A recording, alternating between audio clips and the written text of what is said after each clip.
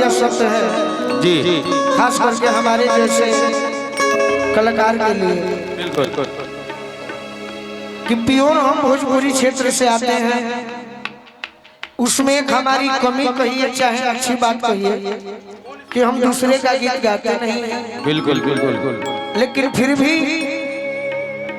बेगूसराय में तो हम 2-3 बार आए हैं, लेकिन यहाँ के लोग और यहाँ की जो कमेटी और यहाँ के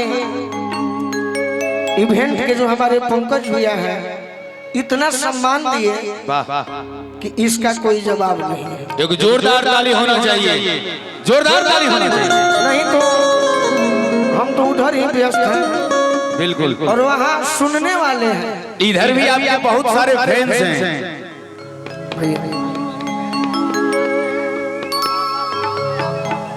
क्या बात है,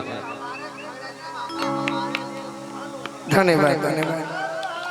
आप गरीब नहीं हैं, आप इतने अमीर हैं जो भैया को 100 रुपए से प्यार दिया, यही सबसे बड़ा आपका दिल अमीर है। और गोलू जी आपके सुनने वाले इधर हमारे क्षेत्र अंगिका में भी आपके बहुत बड़े बड़े फैंस हैं और आपके हर एक गीत को सुनते हैं। भोजपुरी एक ऐसी भाषा है ना, पति पत्नी जब आपस में कभी बात करती है तो ऐसा लगता है कि मौत सदे टप टप छूता है, क्योंकि मधुर भाषा भोजपुरी को बोली जाती है।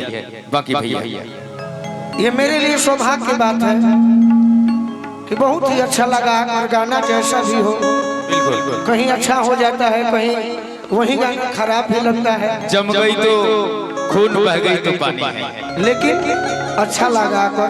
बिल्कुल पंकज जी एक बात का जरूर वादा है, बहुत इवेंट के मालिकों से हम मिले, लेकिन आपको जरूरत पड़ेगा तो पैसे का चिंता नहीं कीजिएगा, जहाँ अपना बात होगा तो जैसे कहेगा वैसे हम खड़े करेंगे आपको। वाह क्या बात है। एक गाना सुनिए, हाँ आप साथ दीजिएगा। एगो मरद पियकर बड़े, अब बिहार में कुछ नहीं खे मिला, मरद बड़े पियकर आ कम पैसा वाला फ्रूटी के प्रेमी बड़े, फ्रूटी के हाँ फ्रूटी दो ना, एगो बोतल पानी वाला बा पाना का बोल बोल ना दो ना, ये थर्मस मार का बर्रा कर देगा। मरद गरीब बड़ा, केहू आरएस मार लेता, केहू ब्लेंडर मार लेता, आई मरद गरीब बड़े राहुल भैया, केहू महुआ मार लेता, महुआ से तने ऊपर मेहरारू भी गोइल बड़े, गिरत भारा रुको तने पैसा ले ले आई धुरे मारे पूरा फाल। मेहरारू से सोचले जे प्रेम करी, कह का कहता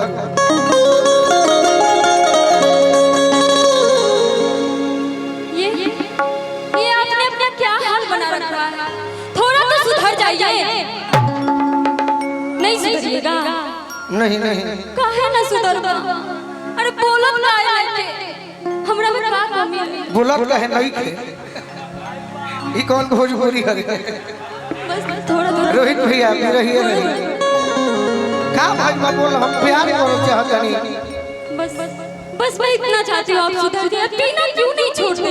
कितना तेरे मजार पर, मेरे मजार पर दीपक जलाने आए, हाँ जी, मगर दीपक बुझा के चले गए। अच्छा इतने बेदर्द सनम निकले हाँ। कि दीपक का तेल भी अपने सर पर मेहरारू को हदिया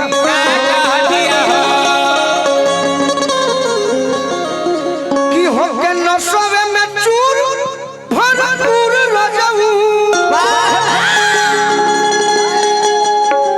अते हम पोरे पोरे दिल भरपूर रजऊ। अरे कही दी हल जवनिया तू गिल हो, अरे की मारी के फ्रूटी सैया, अरे मारी के